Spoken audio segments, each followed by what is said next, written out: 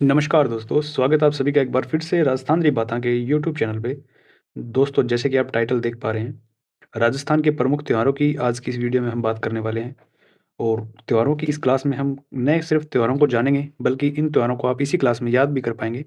और जब भी आप अपने एग्जाम में पेपर देने बैठेंगे, तो यकीन मानिए कि आपका क्वेश्चन त्योहारों से गलत नहीं होगा, क्योंकि ऐसी ट्रिक्स आपके साथ मैं आज इस वीडियो में साझा करने वाला हूँ, जिनसे ये त्योहार आपको परमानेंट याद रहने वाले हैं। तो चलिए बिना किसी देरी के काम की बात पे आते हैं और शुरू करते हैं आपकी अपनी क्लास, राजस्थान के प्रमुख त्योहार।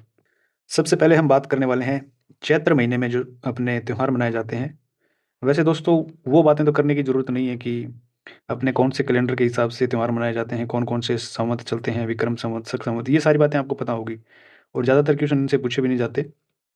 जो फैक्ट इम्पोर्टेंट है, जो आपको कठिनाई होती है याद करने में, वो हम इस वीडियो के माध्यम से याद करने वाले हैं। तो देखिए, चैत्र महीने में अपने सबसे पहले त्योहार मनाया जाता है धुलंडी। धुलंडी का त्योहार चैत्र महीने में कृष्ण पक्ष की एकम को मनाया जाता है। कैसे याद हम करने वाले हैं इस त्योहार को?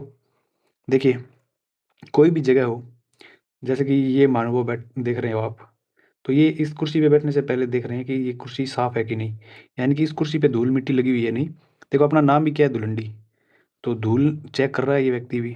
तो देखो, धूल क्या कर रहा है? चेक कर रहा है कि कुर्सी धूल से सनी हुई है या साफ़ है। तो देखो, चेक नाम जो आ गया ना अपने पास, तो इसी से अपना ये धुलंडी त्योहार याद रहने वाला है। देखो, धूल क्या करते हैं बैठने से पहले? धूल चेक करते हैं, तो धूल चेक से ही याद रह जाएगा। देखो, धूल से तो हो गया धुलंडी का त्योहार, और चेक में देखो, चे से हो गया चैत्र महीना, यानी चैत्र माह में, और कै से हो गया आपका कृष्ण पक्ष। तो चैत्र महीने में कृष्ण पक्ष की एकम को मनाया जाता है धुलंडी का त्योहार। तो मेरे हिसाब से ये बात अभी कभी भूलोगे नहीं कि धुलंडी याद आएगा आपको, तो वैसे ही आपको याद आएगा कि धूल क्या करते हैं, हम चेक करते हैं बैठने से पहले। धूल चेक, धुलंडी, कृष्ण पक्ष की चैत्र माह में कृष्ण पक्ष की एकम को ये त्योहार मनाया जाता है। तो ये अपनी ट्रिक थी, धूल को हम चेक करते हैं बैठने से पहले, तो चेक से देखो, चे में चैत्र वो माह, और कै से कृष्ण पक्ष, और फिर ये एकम को त्योहार मनाया जाता है। तो आशा करता हूँ कि ये त्योहार आपको अच्छे से याद हो गया होगा। अब बढ़ते हैं अपने अगले त्योहार पे। अगला त्योहार कौन सा मनाया जाता है? गुड़ला। गुड़ला त्योहार मनाया जाता है। ये अपने शीतलाष्टमी से लेकर गणगौर तक चलता है। तो कैसे याद रखेंगे गुड़ले के त्योहार को? तो देखो, गुड़ले वाली कहानी तो बताने की आपको ज़रूरत नहीं है, आपने पढ़ी भी होगी इतिहास में। इस वीडियो में आप सिर्फ़ याद करने के लिए है, तो चलो मैं याद करने वाली आपको बात बताता हूँ कि गुड़ले के त्योहार का प्रसिद्ध एक गीत है कि गुड़ला घुमेला जी घुमेला, ऐसा गीत आपने सुना होगा। तो गुड़ला क्या करता है? घूमता है, यानी घूमता अपने कहते हैं ना चक्कर काटता है। तो अपने आम भाषा में घूमने को क्या कहते हैं? चक्कर काटना। चक्कर काटेगा गुड़ला घूमेगा तो ये गीत आपको याद रखना है कि गुड़ला घूमेला जी घूमेला। ये अपने आप ही गुड़ले के नाम से आपको याद आ जाएगा। घूमेगा मतलब आपको रिलेट करना है कि ये चक्कर काटेगा। चक्कर काटेगा। चक्कर काटेगा कैसे काटते हैं चक्कर? ऐसे चक्कर काटेगा, ऐसे चक्कर काटेगा। तो ये आप शेप देख रहे हो ना कैसी बन गई है? 8 की शेप बन गई है ना ये चक्कर काटने से। तो ये शीतलाष्टमी के दिन से शुरू होता है और गणगौर तक मनाया जाता है। अब देखो, चैत्र महीना इस चक्कर से याद रह जाएगा आपको। च से क्या हो गया? चैत्र माह, और कै से क्या हो गया? कृष्ण पक्ष। चैत्र माह में कृष्ण पक्ष की अष्टमी यानी शीतलाष्टमी से लेकर गणगौर तक चलने वाला ये त्योहार है गुड़ला घुमेला जी घुमेला, और जोधपुर का ये प्रसिद्ध त्योहार है गुड़ला। जो गुड़ले वाली कहानी आपने सुन रखी होगी, उस पे ज़्यादा बातें नहीं करते, वीडियो ज़्यादा लंबी हो जाएगी। हम सिर्फ फैक्ट याद करने पे जोर देते हैं। तो चलिए, ये 2 त्योहार तो आपको क्लियर हो गए होंगे, धुलंडी, धूल चेक करते हैं, और गुड़ला घुमेला जी घुमेला यानी चक्कर काटेगा। अगला त्योहार अपने पास आता है शीतलाष्टमी। अब शीतलाष्टमी को कैसे याद रखेंगे? देखो, शीतलाष्टमी है, ये बनाया जाता है कृष्ण पक्ष की अष्टमी को, यह हमने पीछे बात की, गुड़ला का त्योहार इसी दिन से शुरू होता है। तो शीतलाष्टमी, देखो कोई चीज़ ठंडी है, यानी शीतल को क्या बोलते हैं? अपने ठंडा ही बोलते हैं ना। तो शीतल है या फिर गर्म है, इसको हम क्या करते हैं? चेक करते हैं। तो ये चेक वर्ड अपना बड़ा काम आएगा चैत्र महीने में कृष्ण पक्ष के त्योहारों में। चेक से रिलेट कर रहे हैं अपने सारे त्योहार। तो कोई चीज़ ठंडी है, गर्म है, हाथ लगा के चेक ही तो करते हैं ना कि ये ठंडी है या गर्म है। और वो धुलंडी में भी हमने चेक किया था कि धूल है या नहीं है, ये भी हमने चेक किया था। तो इस प्रकार से चेक से हो जाएगा अपना चैत्र माह, और कैश हो जाएगा कृष्ण पक्ष। तो चैत्र महीने में कृष्ण पक्ष को ये त्योहार मनाया जाता है, कौन सा? शीतलाष्टमी का। देखो, ये अपनी ट्रिक है, शीतल यानी कि ठंडा, पहले चेक करते हैं हम, तो चैत्र माह में कृष्ण पक्ष की अष्टमी को त्योहार मनाया जाता है।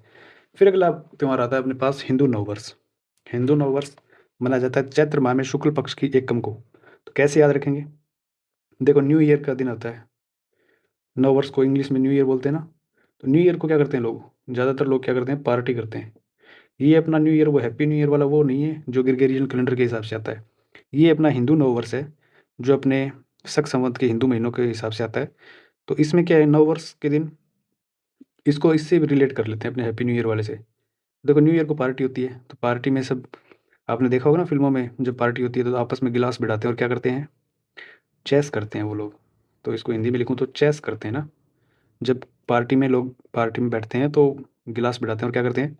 चेस करते हैं। तो 9 वर्ष पे क्या होगी? पार्टी। पार्टी में क्या करेंगे लोग? चेस करेंगे। तो अपने पास ये अपने को ये वर्ड निकालना है चेस। चेस में देखो च और श। च से तो हो गया अपने चैत्र माह और श से क्या हो गया? शुक्ल पक्ष।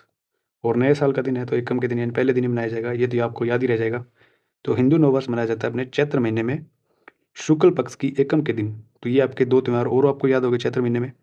शीतलाष्टमी तो आपको याद हो गया कि कोई चीज़ ठंडी है, गर्म क्या करते हैं? चेक करते हैं। और हिंदू नववर्ष, तो हिंदू नववर्ष है, न्यू ईयर है। न्यू ईयर की पार्टी में क्या करते हैं लोग? चेस करते हैं। तो चेस से याद रह जाएगा चैत्र महीने में शुक्ल पक्ष को। चलिए आगे बढ़ते हैं, देखते हैं गणगौर। अब गणगौर में आपको थोड़ी-सी बात याद रखनी पड़ेगी। आप ये फ़ोटो है ना ये दिमाग में बिठा लो। ये जो आपको लेडीज़ दिख रही है ना, ये दोनों, तो इन्होंने 3-3 चश्मे लगा रखे हैं। देखो एक ये और एक ऊपर सिर पे। एक ये और एक इसके पास ये। 3-3 चश्मे लगा के ये निकल गई गाँव में। आपको एक ऐसी स्टोरी रिलेट करनी है कि गाँव में निकल गई। तो गाँव में निकली तो लोग इनको क्या देखकर क्या बोले? देखो ये गणगौर जैसी लग रही है।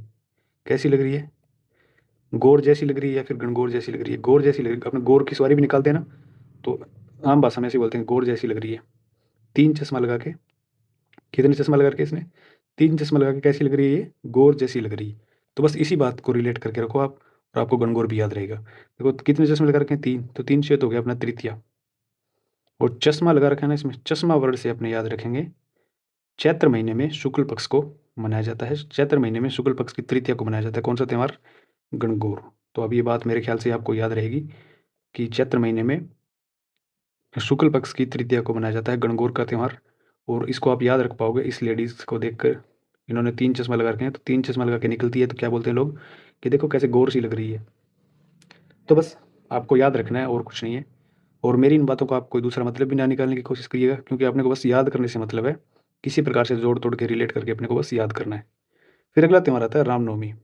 तो रामनवमी का त्योहार मनाया जाता है अपने शुक्ल पक्ष में नवमी के दिन। देखो अपने गाँव में बड़े-बुजुर्ग कहते हैं अपने को कि भाया राम का नाम लो। क्या लो? राम का नाम लो और सीता जी ने भी याद रखो। सीता जी के रखो, याद रखो। देखो राम को नाम लिया तो राम का नाम के साथ में सीता जी का नाम अपने आप ही खुद में ही अपने याद रह जाता है। तो राम, सीता राम, सीता राम, सीता राम करते हो। तो ऐसे सीता राम, राम जी के नाम आए। नवमी तो आपको तिथि तो याद ही नहीं करनी, दे रखी है। राम जी के साथ आपको किस नाम को याद रखना है? सीता को। तो देखो अपने आम भाषा में कहें तो राम का नाम चेत में रखो, चेत में रखो राम और संग में सीता। तो देखो चेत में रखना है अपने को क्या? राम का नाम, तो चेत से हो जाएगा अपना चैत्र महीना। और सीता जी में स से आपको याद रख लेना है शुक्ल पक्ष। राम सीता आपको याद रहेगा ना, तो आपको ये शुक्ल पक्ष और चैत्र महीना भी याद रह जाएगा। इनको क्या करना है? अपने चेत में रखना है। चेत यानी दिमाग में, चेत में रखो राम का नाम, सीता जी का नाम अपने आप याद रह जाएगा।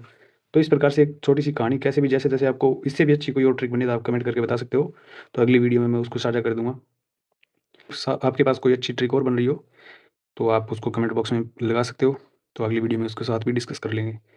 फिर इसके बाद अपने हो गए चैत्र महीने के महत्वपूर्ण त्योहार जिनसे क्वेश्चन आते हैं, 6 त्योहार हो गए। अब हम बात कर लेते हैं बैसाख महीने के त्योहारों की। तो देखो बैसाख महीने के प्रमुख त्योहार कौन-कौन से? एक तो आखा तीज है और एक है पीपल पूर्णिमा। आखा तीज यानी जिसे हम अक्षय तृतीया के नाम से भी जानते हैं और बैसाख महीने में शुक्ल पक्ष की तृतीया को मनाया जाता है। तो इस त्योहार को अपनी याद कैसे रखेंगे? देखो बैसाख में आखा तीज का त्योहार आता है और इसी दिन अपने राजस्थान में अबूझ सावा होता है।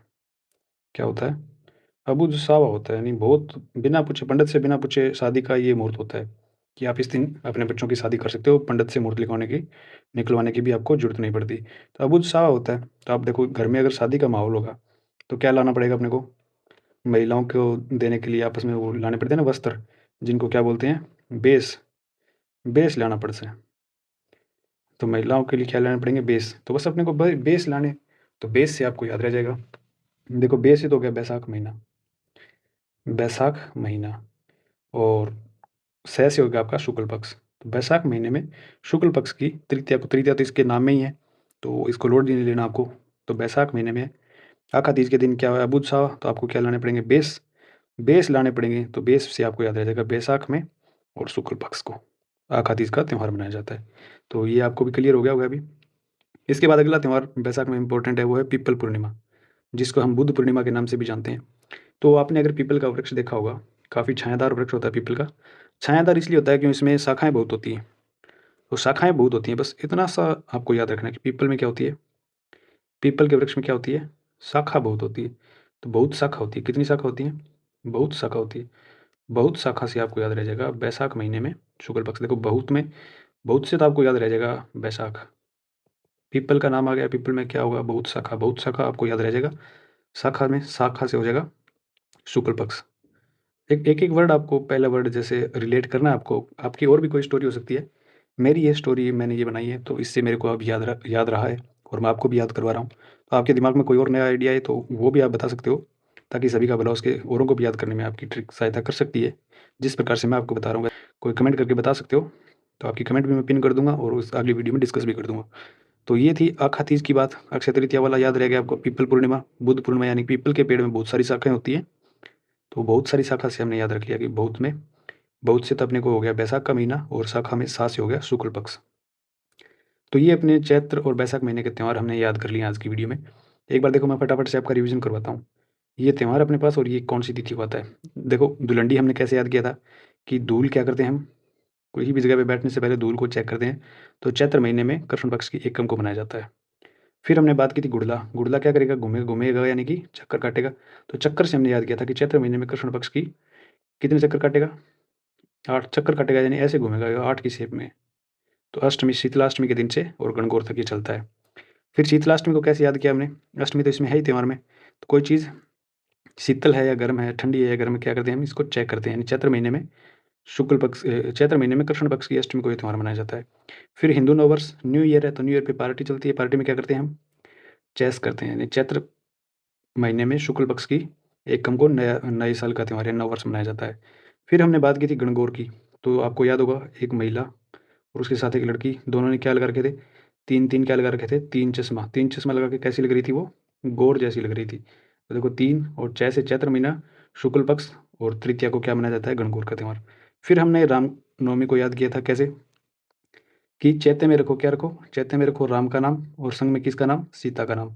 चैत्य में रखो तो चैत से हो गया चैत्र महीना, और सीता में सह से हमने निकाल लिया था शुक्ल पक्ष। तो चैत्र माह में शुक्ल पक्ष को मनाया जाता है रामनवमी का त्यौहार। इसी प्रकार से हमने याद किया था बैसाख महीने के त्यौहार आखा तीज। तो आखा तीज में क्या है, अबूझ सावा होता है, तो क्या लाना पड़ता है, बेस सिलवाना पड़ता है। तो बेस लाना पड़ता है ना, बेस लाना पड़ता है। तो बेस में बे से हो गया बैसाख महीना, और सह से हो गया शुक्ल पक्ष। फिर पीपल पूर्णिमा की बात हमने की। तो पीपल का वृक्ष होता है, इसमें क्या होती है, बहुत सारी शाखाएं होती हैं। तो बहुत शाखा किसमें होती है, पीपल के वृक्ष में। तो बहुत शाखा से हमारा हो गया, बहुत में हो गया बैसाख महीना, और शाखा में हो गया शुक्ल पक्ष। तो बैसाख महीने में शुक्ल पक्ष की जो पूर्णिमा आती है उसको क्या मनाते हैं, पीपल पूर्णिमा मनाते हैं। तो दोस्तों ये हमने 2 महीने के त्यौहार क्लियर याद कर लिए हैं। अभी भी आपको इसमें कोई डाउट हो तो आप कमेंट करके पूछ भी सकते हो।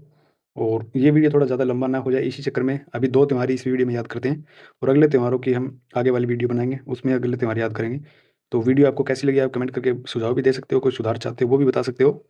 तो वीडियो के अंत तक बने रहने के लिए आपका बहुत-बहुत धन्यवाद। मिलते हैं अगली क्लास में नए जोश के साथ, नई ट्रिक्स के साथ। तब तक के लिए जय राजस्थान।